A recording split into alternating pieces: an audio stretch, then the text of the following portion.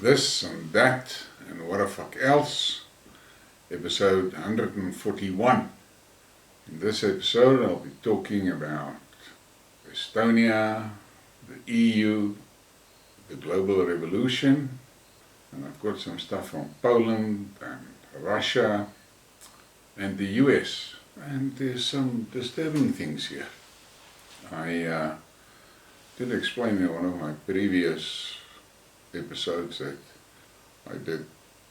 Let's start off with the image. This one is typically a portrait in the black and white, and it's a beautiful shot, beautiful model.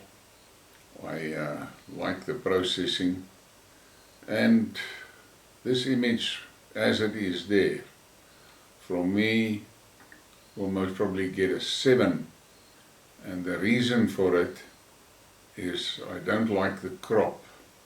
There's no room in front of her face where she's looking, because if you look at her eyes, she's looking at something, but the edge is too close. And I just made an adjustment to the crop. This is not the ideal thing because I don't have room to move out on the left, because that's what you actually would have done, is move the left edge a bit further so that the eye is on the third, or if you split the photograph in thirds, the eye will be on the third line closest to the right hand side. And here you can see the difference that it makes. In any case, let's move on. I stumbled onto this interesting piece of information. The Tatar Taj Mahal in Bulgar, a mystic Muslim town on the banks of the Volga, 83 kilometers from Kazan. It is where the world's biggest Quran is kept. It weighs 800 kilograms. But look at that complex. It is beautiful and it's well done. I used this image on Twitter and I asked the people if they know where it is. And you can imagine the answers. And in the atmosphere of that whole drone fiasco in the Black Sea, enjoy this cartoon. There is so many things that are being said about those drones, and there are so many stories. And as I said in my previous Skidmark that I did about the drones, there are two camps. You've got the military camp and the political camp. And in America, it seems to me that the political camp and the military camp is totally out of sync. And here is an image. Happened in Donetsk city. The Ukrainians bombed this house. It's a private home. Look at that. That is uncalled for. There's absolutely no military targets, but they are hammering Donetsk, and this was incidentally a HIMARS attack. So the Americans is directly responsible for this because they set the targets on the HIMARS. And then we get to Estonia. Estonia to send sniper rifles and other specialist equipment for Ukraine special forces in the latest military aid package for the Kiev regime. And then the commentary is, here we go again. Indeed, Estonia, how much more taxpayers' cash do EU countries have left to burn? Yeah, that's an interesting question. And with the financial things going wrong in the banks, I don't know what is going to happen to the EU. But the EU citizens should be relaxed. They're in safe hands. And then this is something very interesting. The Netherlands, the Farmers' Protest Party, has won in a provincial election. A huge defeat for Rutte and his WEF ideology. He tried to dictate a societal change without asking the people. This is what the people deciding looks like, and it is glorious. Now, this is early days. I haven't seen any much more about it, but I'm sure later we will get more information on that. And then we get to the gender stories, and I don't like Piers much. Piers Morgan. I don't like him a lot. I actually don't like him. But listen to this discussion, because he's of the opinion that Women's Day needs to be suspended until a definition of woman can be restored. And he's got those two cats with him. He says, "Why can't I identify as a black lesbian? I'm serious. If I can identify as anything without any need to prove I'm actually what that is, why can't I on International Women's Day say, I'm Piers Morgan, I'm a black lesbian?" And then the cat answers him, I think you're taking it to a kind of absurd state. And he replies, "With respect, I think that you've already opened the absurdity door by saying it's limitless. You can do what you like. Anyone can say I am a woman, so I'm simply ask you, why can't I? I mean, this point is kind of ridiculous. Trans people." Well, what else can you expect from Morgan? He can be brutal sometimes. But this is just to highlight the ridiculousness of this gender confusion thing. And then we get to Syria. Assad prepared to meet Erdogan only if Turkish troops withdraw. Syrian President Bashar al-Assad has told RT Arabic that he is ready to meet with Turkish counterpart Recep Tayyip Erdogan even today, but on one condition: the withdrawal of Turkish troops from Syrian territory. Now, he is still in Moscow, if I remember correctly, and we must keep an eye on this. I'm sure between Putin and Xi Jinping, Erdogan will listen. And then there's more from Assad. Now I want to take advantage of the moment, because this is my first visit since the start of the special operation in Ukraine, and repeat the Syrian position in support of the special operation against new Nazis and old Nazis. I say that these are old and new Nazis because the West accepted the old Nazis on its land. Now it supports them in the present times. And in the clip that I froze there, our position does not come only from the friendship and devotion that exists between us. Our position comes from the fact that the world really needs stabilization now. Otherwise, it will approach a big collapse.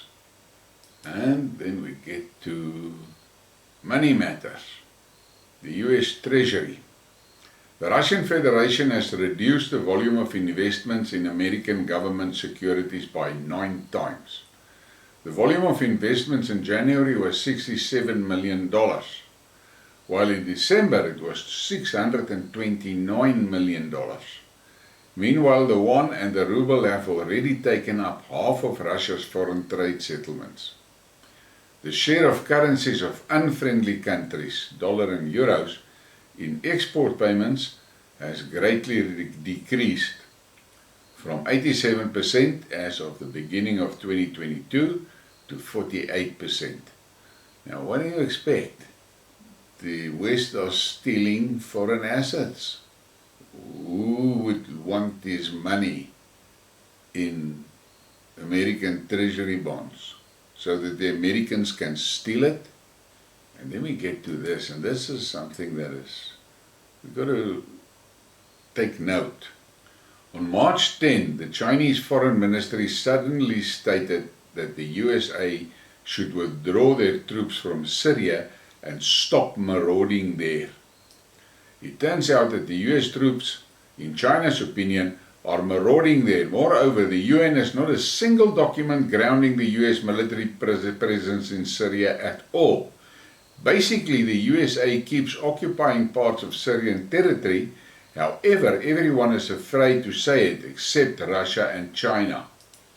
It is a curious fact that some naive idiots in Ukraine still hope that although the US are marauding in Syria, in Ukraine they will correct their ways at once and begin building the economy and developing the social sphere.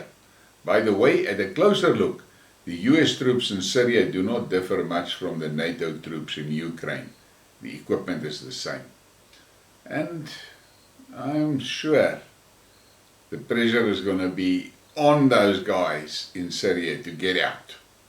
And if they are wise, they will give notice that they go and pack their stuff and go. Because if they got to go under a rush, we're going to see the same thing that what happened in Afghanistan. And this is quite interesting. The Southern African nation of Mozambique drops visa requirements for Russian citizens. Russians able to stay in the country for up to 30 days visa-free. Russia deepening relations with African continent, while US out of breath in vain attempt to keep up. And then we get to Poland, and this is something that I am wondering about. Poland is handing over 4 Soviet-designed MiG-29 fighters to jets to Ukraine in coming days. The remaining 6 aircraft being serviced and prepared to be sent. I don't understand what the Polish is doing. And I like this girl. The Russian humor, I really appreciate it. And I think the West is struggling with it. The poster says, I love this woman. Maria Zakharova told the Americans, let the Ukrainian divers help you with the extraction of the drone. And that is because there's most of the rumors that it was Ukraine divers that sabotaged the Nord Stream. But it's all bullshit and we know it. And then we get to Putin. From Vladimir Putin's speech at the plenary session of the Congress of Russian Union of Industrialists and Entrepreneurs, we were predicted to experience a depression and a decline in consumer sector, but the West is now offering its residents turnips instead of salads, but they will have to turn to us for it. Now there are opportunities, for there is even more business in the Russian Federation. You can't miss it, otherwise it's not even an hour and the departed companies will want to return. Those entrepreneurs who stayed in Russia turned out to be smarter than those who left.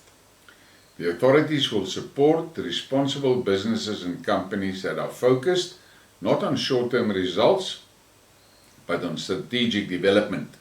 Putin asked a question to those businessmen who had previously withdrawn money abroad and said that it was more reliable in the West. What now? And that's a good question. And this is just an interesting post about Taliban soldiers. An old Taliban fighter during an interview said that this, when talking about the Soviet invasion, at least the Soviets could look us in the eyes and fight us like men and not like children behind screens. The Russians were warriors. The Americans are cowards. Our fathers who battled and defeated the Red Army were always complimentary of them. Both sides had a great deal of respect for one another, and it was a tough battle. Americans battled like homosexual gangsters, lacking manliness, always fighting with drones, not face to face. That's quite a mouthful. And then we get to the Ukraine.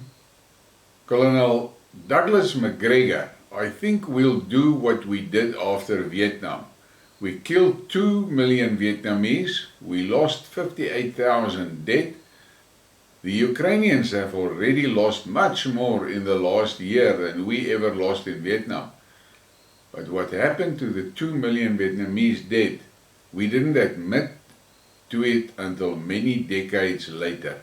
In fact, I think we said, well, I think we killed maybe a couple of 100,000. We just walked away. Russia is not Serbia. Russia is not Iraq. We are not going to defeat Russia. Russia will have its way in Ukraine.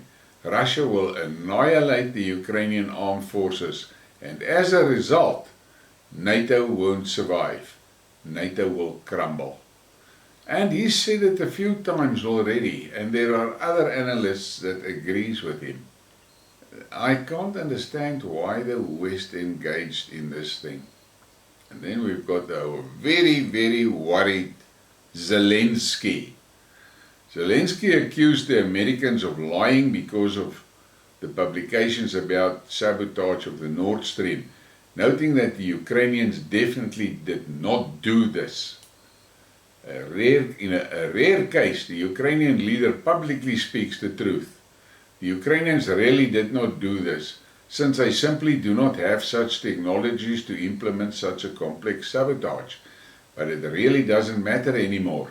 The owner made it clear who would be responsible for the high-profile incident in the future. The culprit has been appointed. No excuses, and the translation of the arrows will not work. And I've got a funny feeling that Zelensky's time is running out. The armed forces of Ukraine beat a Russian prisoner and broadcast it all on Instagram. For 444 rivner, they hit the face, punch in the stomach with a hand, 999 rivner, kick, 1199 rivner, kick in the balls with a foot, 1999 rivner. The administration of the band insists does not react in any way. This is brutal, and it's pure Nazi conduct. Say what you like.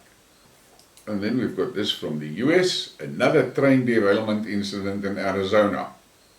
The cause of the 8-car derailment in Topok, close to the California border, is under investigation, but reports say no hazardous chemicals were involved despite initial claims.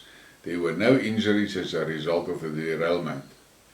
BNSF Railway said, confirming the train was in fact carrying corn syrup. Facts is there. What the hell is going on? Why are so many trains derailing in America? Their infrastructure is falling apart. But they've got money to pump into the Ukraine.